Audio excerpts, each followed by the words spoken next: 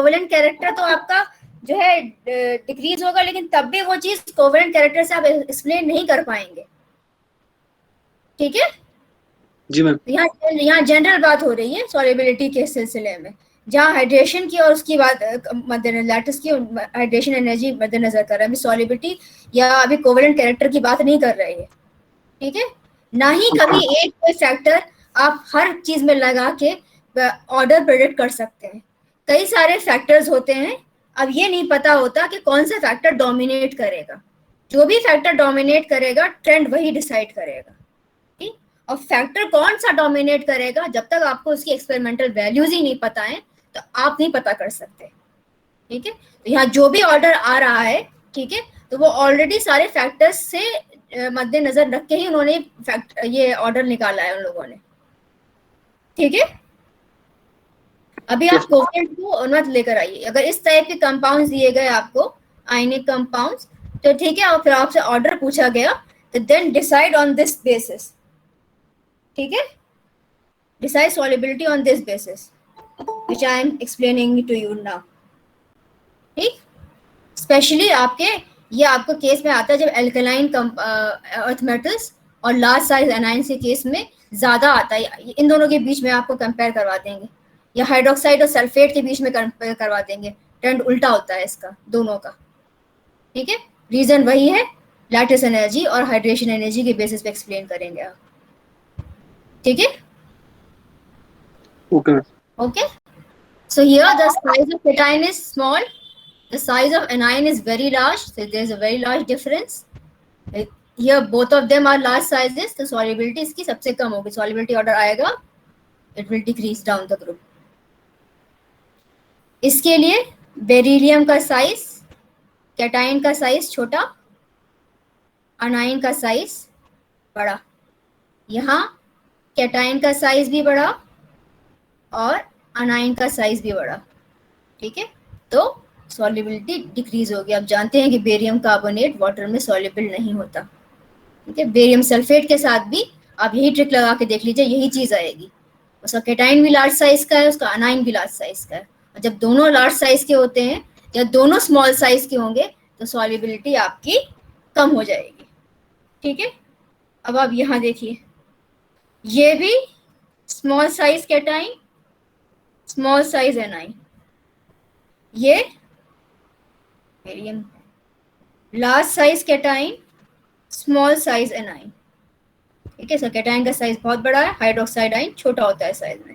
यहाँ देखिए size difference ज्यादा आ रहा है, इसलिए सॉल्युबिलिटी आपकी डाउन द ग्रुप इंक्रीज होती है। रीजन आप वही देंगे क्योंकि इसमें आपकी लैटिस एनर्जी, हाइड्रेशन दोनों डिक्रीज होती है, लेकिन हाइड्रेशन एनर्जी ज्यादा डिक्रीज होगी, सॉरी ज्यादा लैटिस एनर्जी ज्यादा डिक्रीज होगी as compare to hydration energy, तो सॉल्युबिलिटी आपकी बढ़ेगी।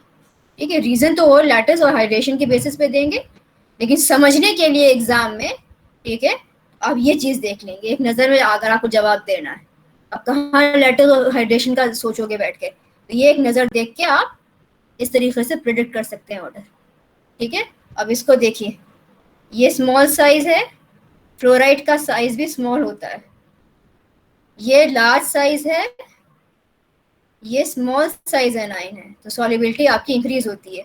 यही ऑर्डर मैंने आपको जब पढ़ाया है तो यही ऑर्डर बताया है, क्लोराइड्स का down the group solubility increase होती है। समझ में आया?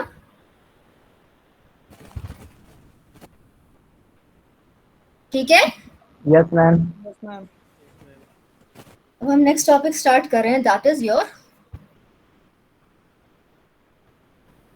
Polarisation of ions. मैंने आज आपको एक वीडियो फॉरवर्ड करी, अपलोड करी थी फेजांस रूल के लिए, to explain the Fajans rule. Hello students, welcome. I am Adityavardhan from Aditya. यहाँ पे आप देखिए,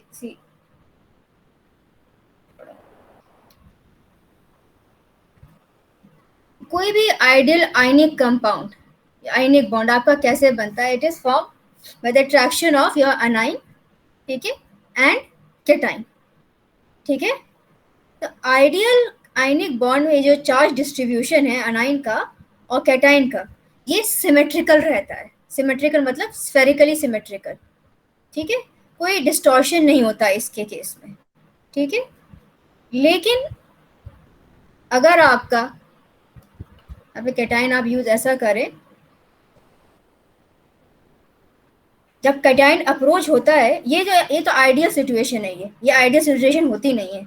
होता क्या है कि जैसे आपका कैटाइन यहाँ पे अप्रोच करता है, ठीक है, depending on it's size and charge, ये क्या करेगा, ये जो एनाइन का चार्ज डिस्ट्रीब्यूशन था, जो इनिशियली सिमेट्रिकल था, जब वो कैटाइन उसके पास नहीं था, वो खाली अकेला एनाइन था, ठीक है, वो डिस्टॉर्ट हो जाता है। आप ये देख रहे हैं इसका इलेक्ट्रॉन चार्ज क्लाउड डिस्टॉर्ट हो गया, थोड़ा सा ये कैटाइन की तरफ शिफ्ट हो गया। यहाँ पे स्लाइड चार्ज सेपरेशन आ गया, जो कैटाइन की तरफ साइज था, जो साइड है वो एक्सेसिव नेगेटिव चार्ज उस पर डेवलप हो रहा है, और जो कैटाइन से दूर है साइड, उस पर डेल्टा पॉजिटिव चार्ज डेवलप हो रहा है, ठीक है। तो आप इसे कहते हैं कि ये जो है अनाइन जो है पोलराइज हो गया। पोलराइज होने का मतलब क्या है, इसका जो इलेक्ट्रॉन चार्ज क्लाउड है वो डिफॉर्म हो गया थोड़ा सा, या डिस्टॉर्ट हो गया, किसकी वजह से, कैटाइन की वजह से, ठीक है। तो जो चार्ज डिस्ट्रीब्यूशन जो पहले था, इसका जो सिमेट्रिकल था, जो आइडियल आयनिक बॉन्ड में होता है, ठीक है, इसमें कोई डिस्टॉर्शन नहीं होता, ठीक है, या अकेला अनाइन है आपका, उसमें जो सिमेट्रिकल डिस्ट्रीब्यूशन ऑफ चार्ज है वो डिस्टॉर्ट हो गया आपका, अब वो सिमेट्रिकल नहीं रहा, ठीक है। अब इसकी वजह से, इस डिस्टॉर्शन की वजह से आपका क्या कहते हैं आपने कहा कि इस अनाइन को इस कैटाइन ने पोलराइज्ड कर दिया, ठीक है, या अनाइन आपका पोलराइज्ड हो गया, या अनाइन का जो इलेक्ट्रॉन डिस्ट्रीब्यूशन है वो डिस्टॉर्ट हो गया।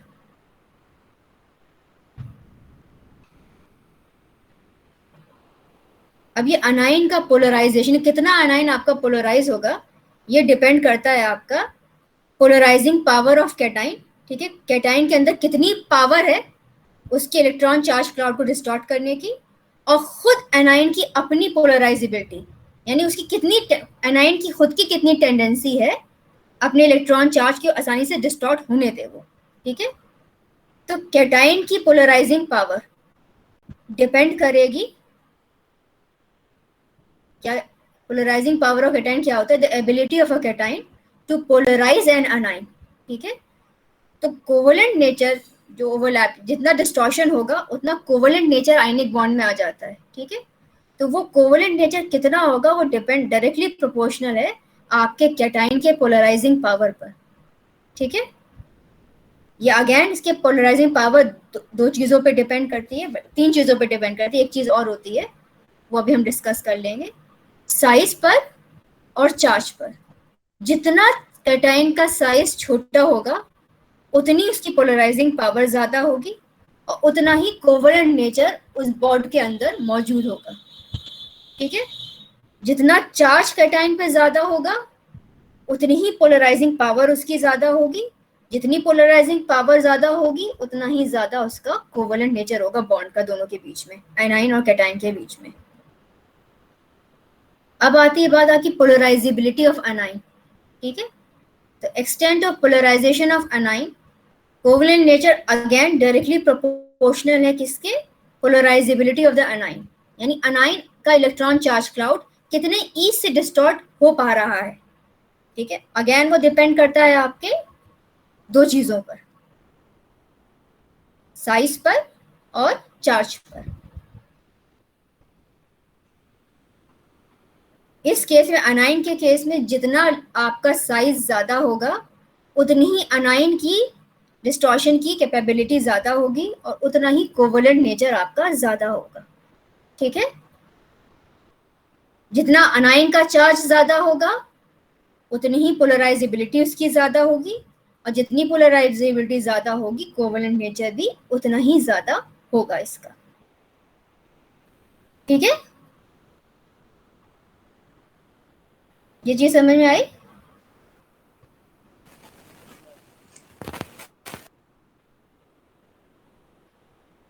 ये चीज समझ में आई? Yes ma'am. Yes ma'am. तो क्या अभी तक हमने क्या डिस्कस किया कि जब भी आपने अभी तक पढ़ा है, दो केस बॉन्ड पढ़े हैं, एक आपने आयनिक बॉन्ड पढ़ा है, ठीक है, एक आपने कोवेलेंट बॉन्ड पढ़ा है। आयनिक प्योर आयनिक बॉन्ड और प्योर कोवेलेंट बॉन्ड, ठीक है, ये दो केमिकल बॉन्ड के एक्सट्रीम होते हैं, ठीक है। ज्यादातर केमिकल बॉन्ड में, ठीक है, आपका जो होते हैं वो पोलर कोवेलेंट होते हैं, यानी उनके अंदर दोनों कैरेक्टर होता है, आयनिक कैरेक्टर भी और कोवेलेंट कैरेक्टर भी, ठीक है।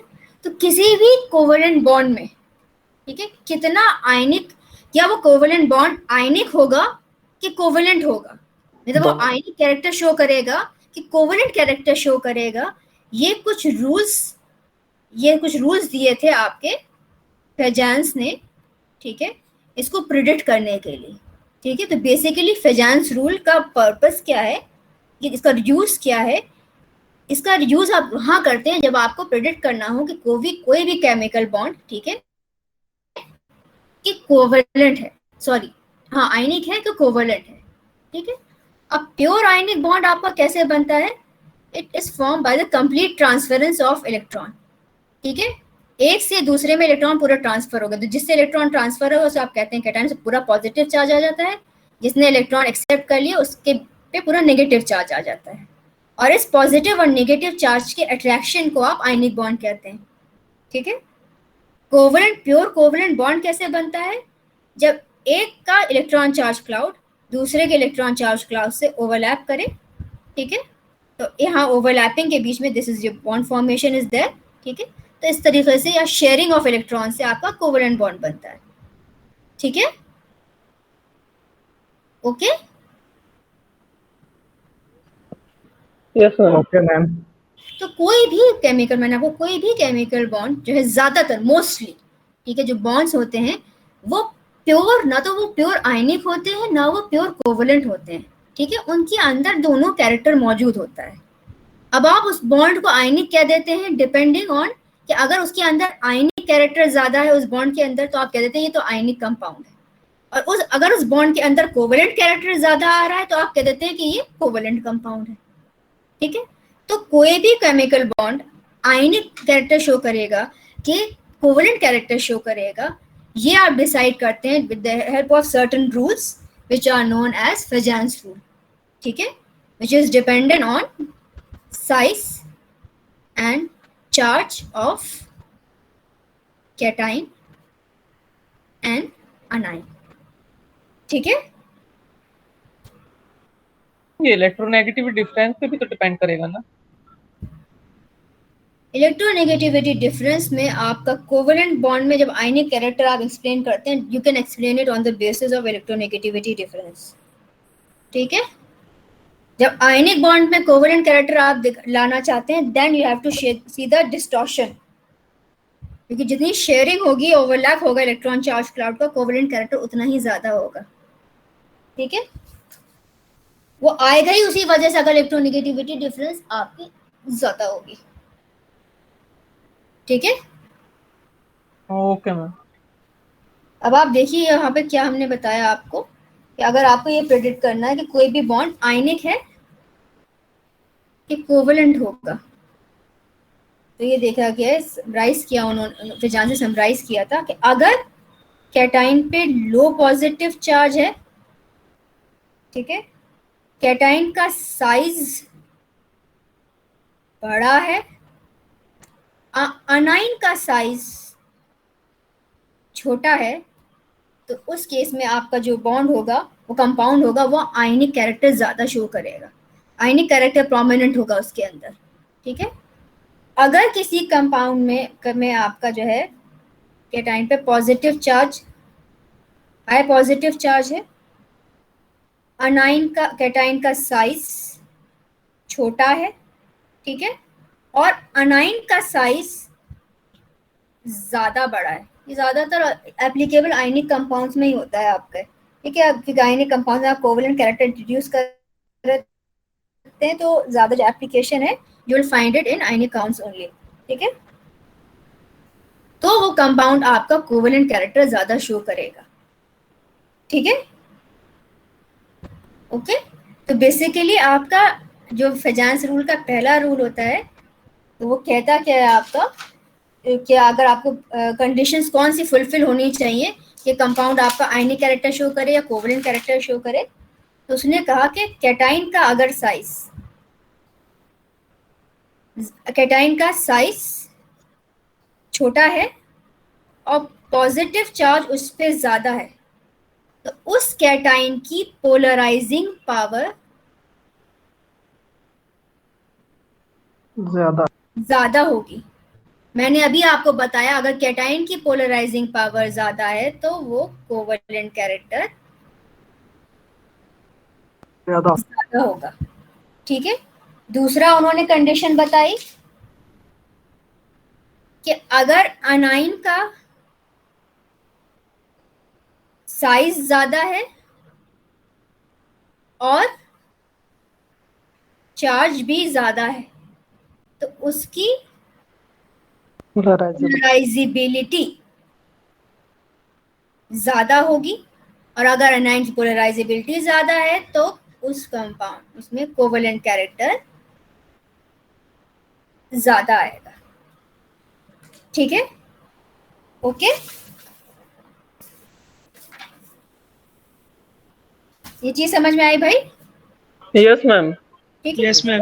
एक कंडीशन कैटाइन के लिए और होती है विच इज वो तब एप्लीकेबल है कि अगर आपका कैटाइन, ठीक है, दो कैटाइंस आपके पास हैं, उनका आपका साइज भी सिमिलर है, ठीक है, चार्ज भी सेम है, ठीक है, चार्ज सेम है उन दोनों कैटाइंस का, ए और बी कैटाइंस हैं आपके पास, इन दोनों का साइज ऑलमोस्ट सिमिलर है, सेम है, चार्ज दोनों पर सेम है, तो फिर आप कैसे डिसाइड करेंगे कि ए और बी में से पोलराइजिंग पावर किस कैटाइन की ज्यादा होगी? तो वहां ये चीज एप्लीकेबल होती है, जिस कैटाइन का आउटर कॉन्फ़िगरेशन NS2P6 D10 होगा, उस कैटाइन की पोलराइजिंग पावर ज्यादा होगी। ठीक है, ये कॉन्फ़िगरेशन कराता है आपका pseudo inert gas configuration. Inert gas configuration क्या होता है? It is NS2P6। ठीक है, this is your inert gas configuration. ठीक है, स्यूडो इनर्ट में इनर्ट गैस जैसा, यहाँ पे 18 इलेक्ट्रॉन्स आउटोमोस्ट उसमें होंगे आपके कैटाइन में, यहाँ 8 इलेक्ट्रॉन्स होते हैं। ठीक है, तो अगर किसी कैटाइन का outer configuration inert gas configuration की तरह NS2P6 है, तो उस कैटाइन की पोलराइजिंग पावर कम होगी as compare to that cation जिसका इलेक्ट्रॉनिक कॉन्फ़िगरेशन NS2P6D10 होगा। ये configuration pseudo inert gas configuration कहलाती है। ठीक है, ऐसा क्यों होगा? ऐसा इन डी इलेक्ट्रॉन्स की वजह से होगा। मैंने आपको बताया कि डी इलेक्ट्रॉन्स, मैं पहले भी मेंशन कर चुकी हूँ कि डी इलेक्ट्रॉन्स की स्क्रीनिंग पावर एस और पी इलेक्ट्रॉन से बहुत कम होती है। ठीक है, स्क्रीनिंग पावर कम होने की वजह से क्या होगा, इस कॉन्फ़िगरेशन का इफेक्टिव न्यूक्लियर चार्ज इससे ज़्यादा होगा, क्योंकि एस और पी इलेक्ट्रॉन्स न्यूक्लियस के जो चार्ज को ज़्यादा इफेक्टिवली शील्ड करेंगे आउटरमोस्ट इलेक्ट्रॉन के। ठीक है, तो इस पे आपका इफेक्टिव न्यूक्लियर चार्ज कम होगा, या ओवरऑल इफेक्टिव न्यूक्लियर चार्ज आपका, बेसिकली कैटाइन आपका इलेक्ट्रॉन डिस्टॉर्ट कैसे कर रहा है, उसका न्यूक्लियस ही तो इसके एनाइंस के इलेक्ट्रॉन चार्ज को अट्रैक्ट कर रहा है। ठीक है, तो ये न्यूक्लियर चार्ज जो है एस और पी इलेक्ट्रॉन्स ज़्यादा इफेक्टिवली स्क्रीन करते हैं, मतलब ये इतना ज़्यादा इफेक्टिवली यहाँ पे अपना पुल नहीं कर पाएगा as compare to this configuration because of the presence of D electrons. वो डी इलेक्ट्रॉन्स जो है इतनी अच्छी स्क्रीनिंग नहीं कर पाते हैं, ज़्यादा इफेक्टिव नहीं होते हैं स्क्रीनिंग के लिए, इसलिए यहाँ पे न्यूक्लियस का जो पुल होगा, चार्ज होगा, जो कैटाइन का चार्ज होगा, वो ज़्यादा इफेक्टिवली आपके एनाइन के चार्ज को डिस्टॉर्ट कर पाएगा। ठीक है, ओके। तो अगर आपसे फेजांस रूल पूछेंगे for covalency of ionic bond, आप क्या कहेंगे? What are those rules? कैसे बोलोगे, क्या जवाब दोगे?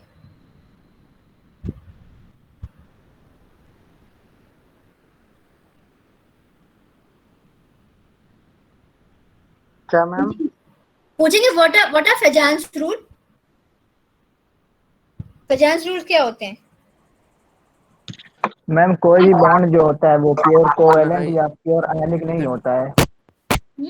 क्या मैं नहीं समझी, फिर से बोलो।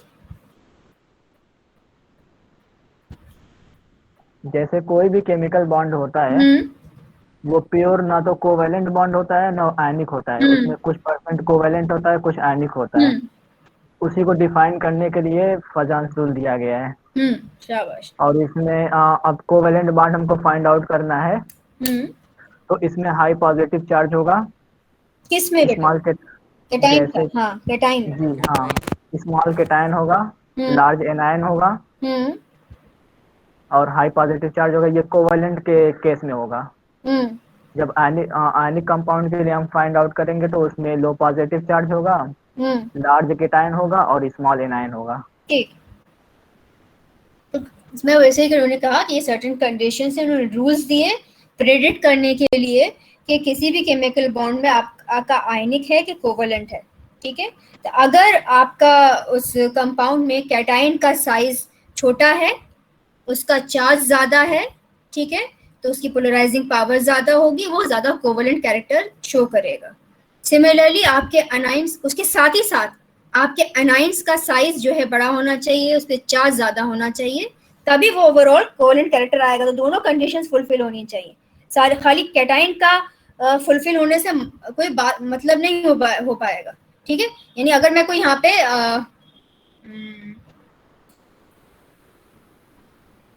जैसे कि मैं यहाँ लिख लूँ खाली ये, मैं लिथियम फ्लोराइड ले लूँ, तो ये लिथियम का साइज जो है छोटा है, ठीक है, और एक लिथियम में आयोडाइड ले लूँ, ठीक है, तो लिथियम का साइज तो दोनों में छोटा है, ठीक है, तो खाली कैटाइन के बेसिस पे मैं ध्यान नहीं देख पाऊंगी, तो मुझे यहाँ पे कैटाइन एनाइन दोनों का रोल आएगा यहाँ पर। तो कैटाइन का साइज तो दोनों में छोटा है, लेकिन मेरा अनाइन अब मैं देखूंगी कि मेरा अनाइन का साइज क्या है। ठीक है, यहाँ मेरा अनाइन का साइज छोटा है और यहाँ मेरे अनाइन का साइज बड़ा है। ठीक है, तो यहाँ पे पोलराइज नहीं कर पाएगा लिथियम फ्लोराइड के इलेक्ट्रॉन चार्ज क्लाउड को। ठीक है, लेकिन लिथियम आयोडाइड के इलेक्ट्रॉन चार्ज क्लाउड को पोलराइज कर पाएगा। क्यों? क्योंकि यहाँ पे आयोडाइड आयन की पोलराइजेबिलिटी फ्लोराइड से ज्यादा है। समझे? दोनों चीजें होनी चाहिए, आपको दोनों चीजें देखनी पड़ेंगी, साइज कैटाइन का छोटा, अनाइन का ज्यादा। ठीक है, okay okay ma'am. Okay ma'am. Okay.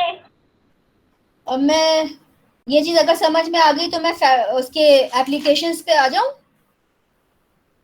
Yes ma'am. Yes ma'am. ठीक,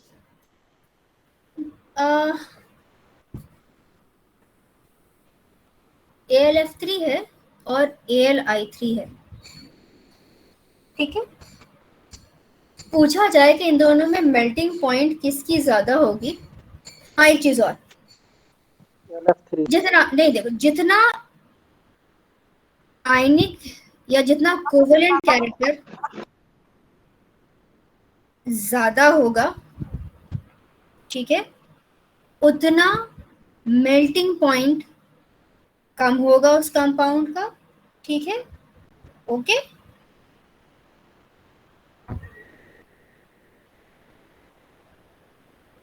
ओके, जितना कोवेलेंट कैरेक्टर, मैं ऐसी लाइन लिखती हूँ, जितना कोवेलेंट कैरेक्टर ये एप्लीकेशन में हेल्प करेगा, इसी के बेसिस पे डिसाइड करेंगे आप।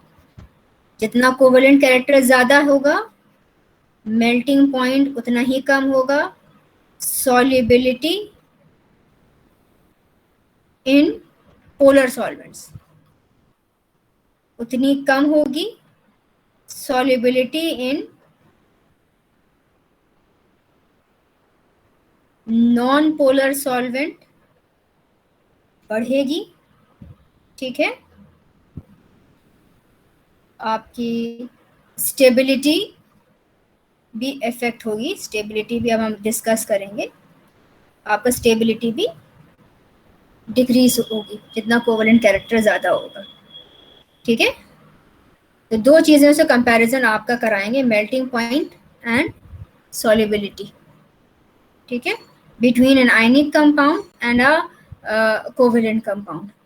आपको डिसाइड करना पड़ेगा कि आयनिक कौन सा है और कोवेलेंट कौन सा है, या किसमें आयनिक कैरेक्टर ज़्यादा है और किसमें कोवेलेंट कैरेक्टर ज़्यादा है, ठीक है। तो याद रखिए जितना कोवेलेंट, जनरल रूल यही है, जितना कोवेलेंट कैरेक्टर बढ़ेगा मेल्टिंग पॉइंट उतना कम होगा, ठीक है, क्योंकि आपके आयनिक कंपाउंड का मेल्टिंग पॉइंट सबसे ज़्यादा होता है, ठीक है, क्योंकि उसके बीच में इलेक्ट्रोस्टैटिक फोर्स ऑफ अट्रैक्शन होती है, ये सबसे ज़्यादा स्ट्रॉन्ग फोर्स ऑफ अट्रैक्शन है, ठीक है।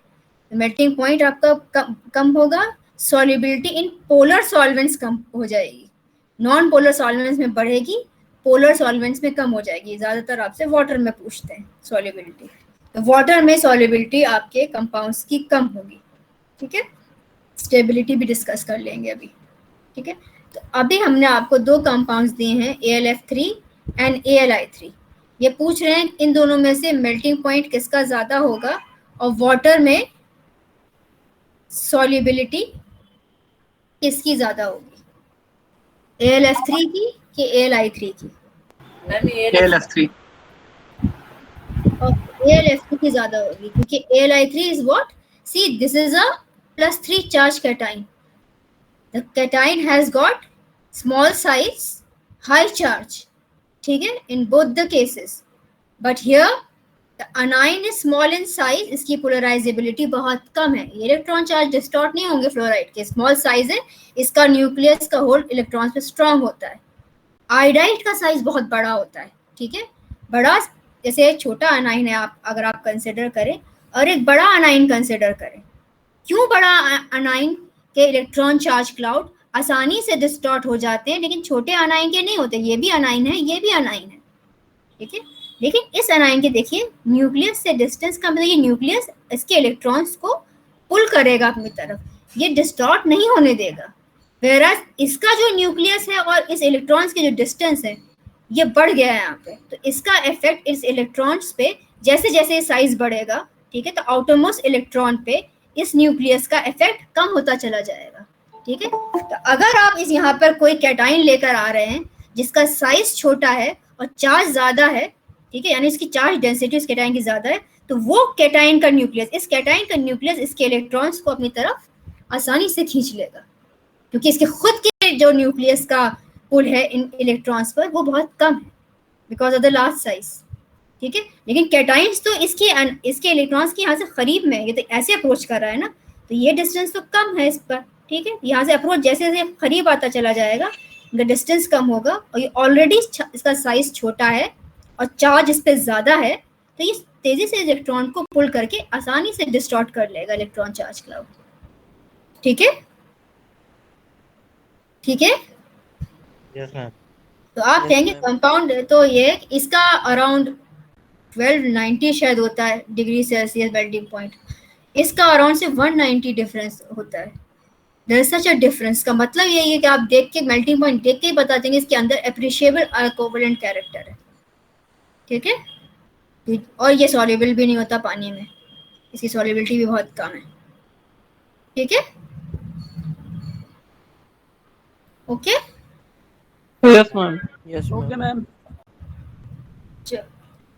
I have given you these three chlorides, NaCl, MgCl and AlCl3। Melting point compare करवा रहे हैं और सॉल्युबिलिटी कंपेयर करनी है आपको वाटर में तीनों की, left to right decrease, left to right it will decrease, सबसे ज्यादा NaCl का, फिर MgCl2 and then AlCl3, melting point सबसे ज्यादा इसका and it will decrease, solubility will also decrease from NaCl to AlCl3। AlCl3 is a covalent compound, इसके बाद appreciable covalent character होता है, it's almost covalent compound, it does not show any ionic character, ठीक है, ये insoluble है water में, ठीक है, ओके।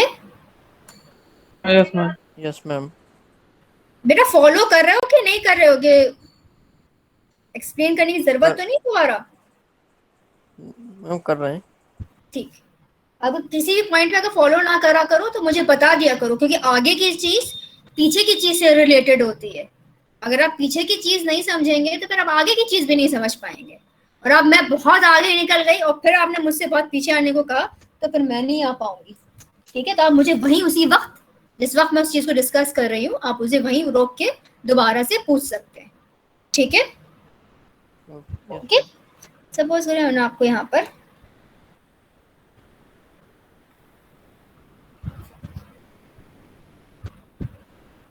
TlCl and TlCl3 दिया है।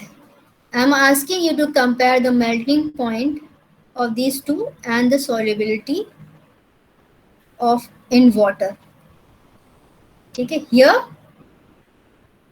क्या करना है आपको, क्या देखना है, अनाइन का साइज आपका सेम ही है, ठीक है। यहाँ पे चार्ज क्या है, +1, यहाँ चार्ज क्या है, +3, ठीक है। देखो कैटाइन दोनों के केस में सेम, अनाइन दोनों के केस में सेम।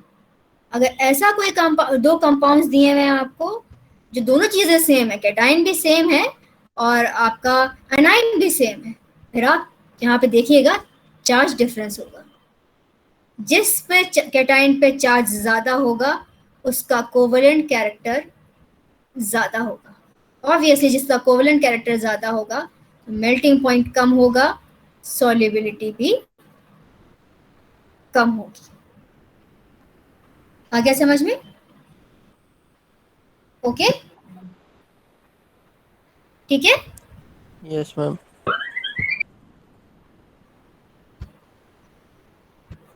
अब हमने आपको दिया है, I have given you this lithium chloride, sodium chloride, potassium chloride,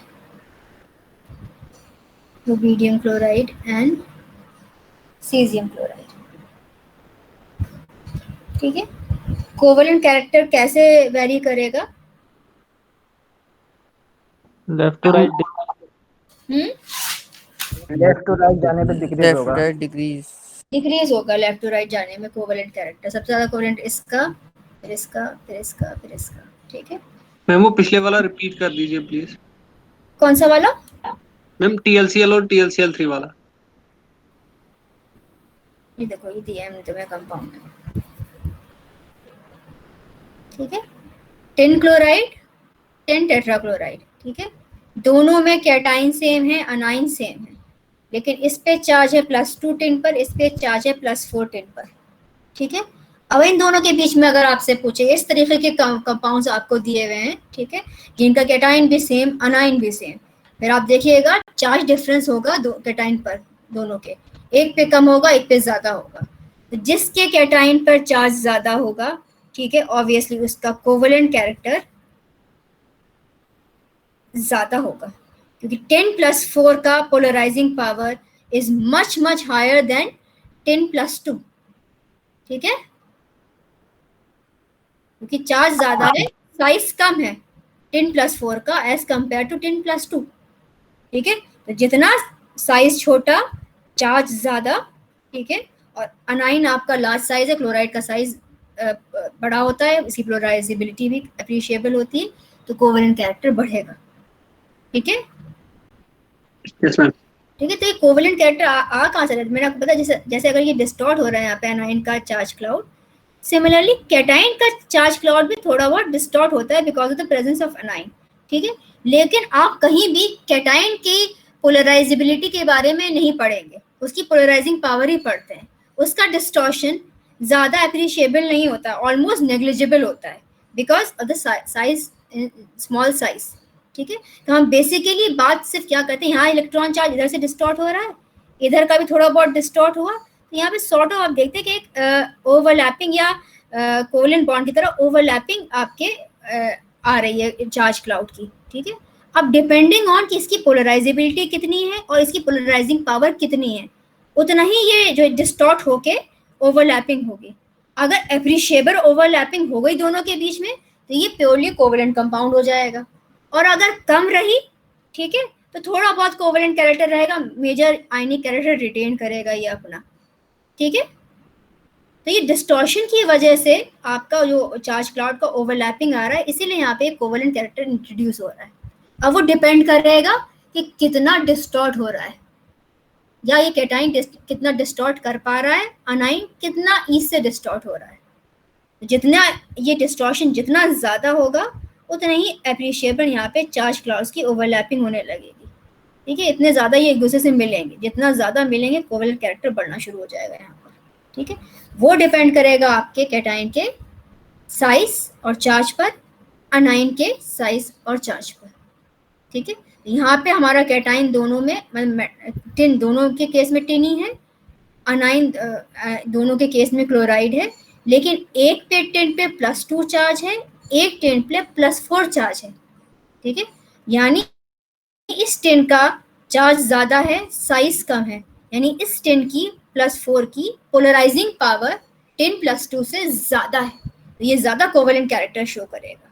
तो इन दोनों के कंपैरिजन अगर कराना है तो मेल्टिंग पॉइंट आपका इसका कम आएगा, इसकी सॉल्युबिलिटी भी कंपैरेटिवली इससे वाटर में कम होगी। ठीक है, Okay. ओके।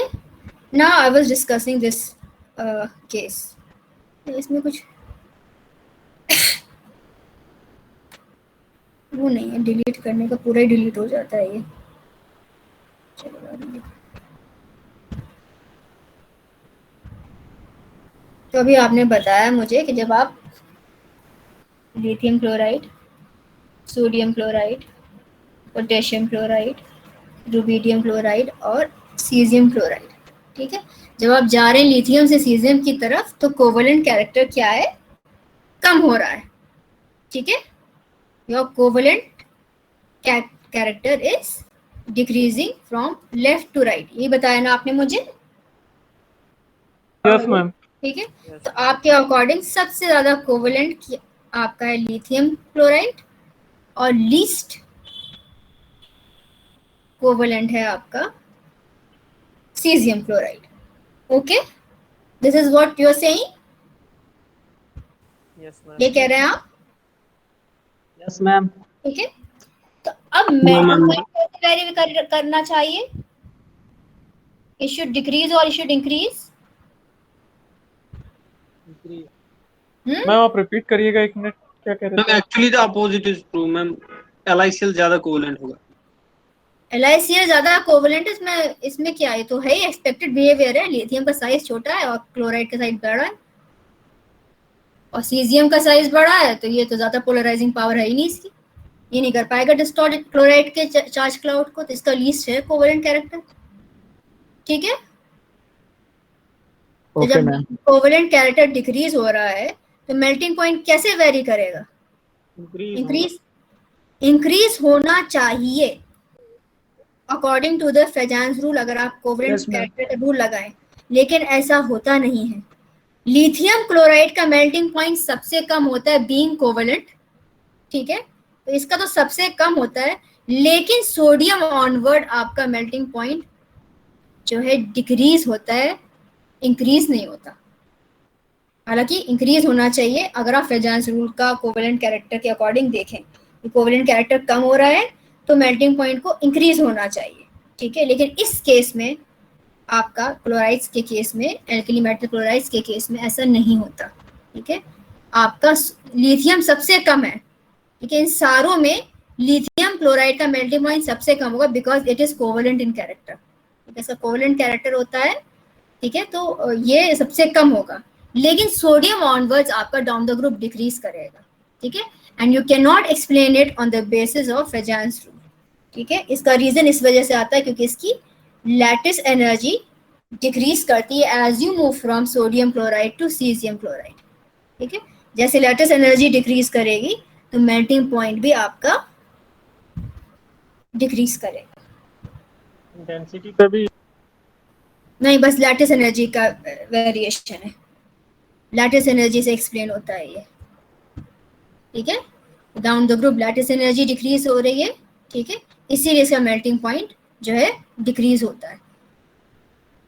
ठीक, मैम क्लोरीन ब्रोमीन आयोडीन के केस में बस इसी में ऐसा होता है, क्लोराइड्स के केस में, मतलब क्लोराइड के केस में बस ये होता है ना। Okay ma'am. और अब आया आपका ये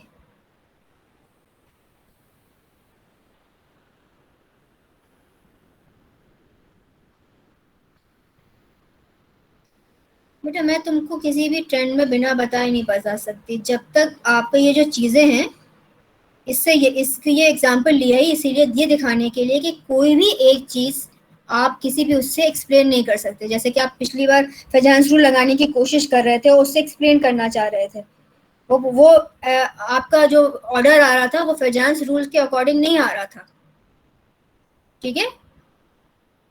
it was not coming according to the Fajans rule. Same way यहाँ जो मेल्टिंग पॉइंट का ऑर्डर आ रहा है, it is also not coming according to your Fajans rule, क्योंकि यहाँ पे दूसरा फैक्टर डोमिनेट कर रहा है। एक साथ कई सारे फैक्टर्स होते हैं। जब तक हमारे हाथ में एक्सपेरिमेंटल वैल्यूज ना हो, हम नहीं बता पाएंगे आपको कह के कि क्या किसका क्या ऑर्डर आएगा, ठीक है?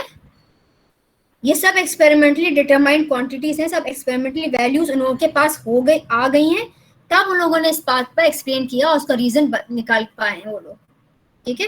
कई सारे फैक्टर्स एक साथ ऑपरेट होते हैं। अब पता नहीं कौन सा फैक्टर डोमिनेट है, that depends on case to case. आइए बात समझ में? मगर ये मोस्ट कॉमनली एनकाउंटर्ड एग्जांपल्स हैं, एनॉमलीज हैं, ये जो ज्यादातर एग्जाम्स में आपसे पूछे जाते हैं, ठीक है? तो आप भी इन्हीं पर ही कॉन्सेंट्रेट कीजिए, ओके? Yes ma'am. अब चलिए इसका बताइए, कोवेलेंट कैरेक्टर कैसे वैरी करेगा? डिक्रीज करेगा। कोवेलेंट कैरेक्टर डिक्रीज करेगा मैम। ठीक है। अब मेल्टिंग पॉइंट, इसका मेल्टिंग पॉइंट डिक्रीज इंक्रीज करेगा मैम। भाई मेल्टिंग पॉइंट क्यों इंक्रीज करेगा?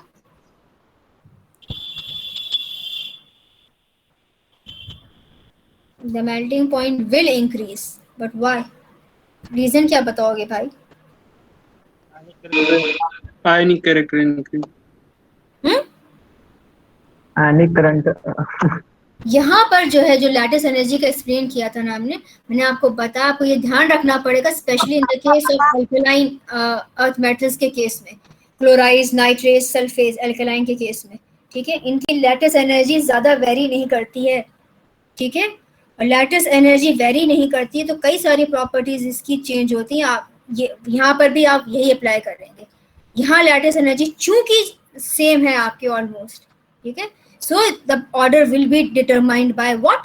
Second जो चीज आएगी आपकी, that is your covalent character. Since covalent character is decreasing, ठीक है, which means the ionic character is increasing, so your melting point will increase. Here आपका lattice energy decrease हो रहा था, ठीक है? और lattice energy का फैक्टर आपके covalent फैक्टर से ज्यादा डोमिनेंट है, ठीक है? यहाँ पर तो यहाँ जो ऑर्डर प्रेडिक्ट किया आपने मेल्टिंग पॉइंट का, वो प्रेडिक्ट किया लैटिस एनर्जी के बेसिस पे। यहाँ जो ऑर्डर आप प्रेडिक्ट कर रहे हैं एल्कलाइन क्लोराइड के केस में, मेटल क्लोराइड के केस में, वो आप प्रेडिक्ट करेंगे कोवेलेंट कैरेक्टर के बेस पर, ठीक है? क्योंकि यहाँ पे लैटिस एनर्जी वेरी नहीं करती, ऑलमोस्ट सेम रहती है। आई समझ में? Yes ma'am. एक बस वो एक एग्जांपल और डिस्कस कर लूं, बाकी जो रह गए वो कल करूँ, ठीक है? एक मैं अब आपको ये दो मैंने आपको दिए हैं, CuCl,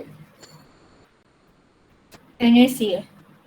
आपको बताना है इन दोनों में से मेल्टिंग पॉइंट ज्यादा किसका है और सॉल्युबिलिटी वाटर में किसकी ज्यादा होगी, ठीक है? ये क्या है? Cu प्लस Na प्लस, ठीक है? इसका कॉन्फ़िगरेशन क्या है आपका?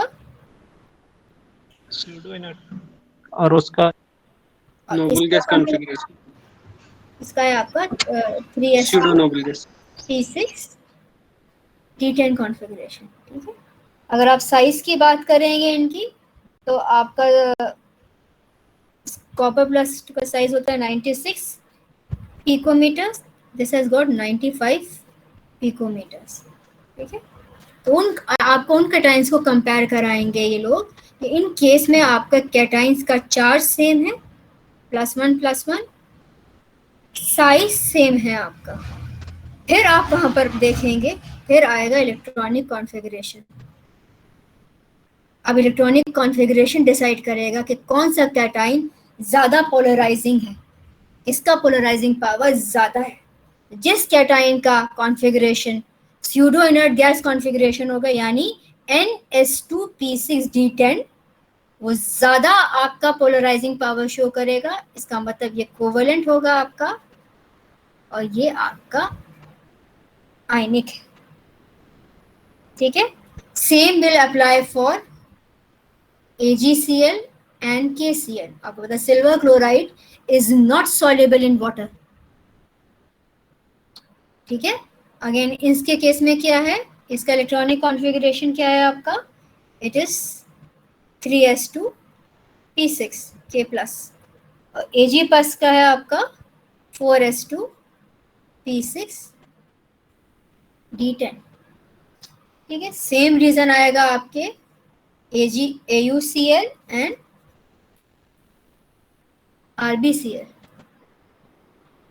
ठीक है, इसका इलेक्ट्रॉनिक कॉन्फ़िगरेशन है 4s2p6, इसका है आपका 5s2p6d10। ठीक है, तो ये सारे आपके या Cu प्लस हो, Ag प्लस हो, Au प्लस हो, इनका पोलराइजिंग पावर आपके Na प्लस, K प्लस और रुबीडियम प्लस से ज़्यादा होगा। ठीक है, क्योंकि इन दोनों का चार्ज और साइज सेम, इन दोनों का चार्ज और साइज सेम, और इन दोनों का भी चार्ज और साइज सेम होता है, सिमिलर होता है, कोई डिफरेंस नहीं होता खास इनके साइज में, ना चार्ज में डिफरेंस है। आपको इलेक्ट्रॉनिक कॉन्फ़िगरेशन देखनी पड़ेगी डिसाइड करने के लिए। ठीक है, Yes. ठीक है, आई एम वाइंडिंग अप। इंशाल्लाह कल मैं ले लूँगी आपका, ये एक आधी एप्लीकेशंस रह गई हैं, मैं जेनन के कंपाउंड्स के